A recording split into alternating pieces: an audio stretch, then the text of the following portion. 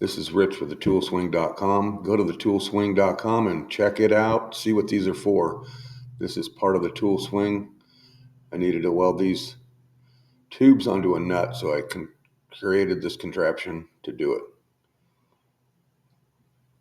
Here I'm going to grab a tube, slide it over that threaded rod, and then grab a nut, put it on that threaded rod at the end, and then I'll weld it.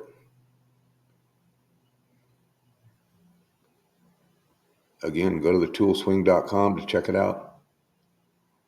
See what this is for.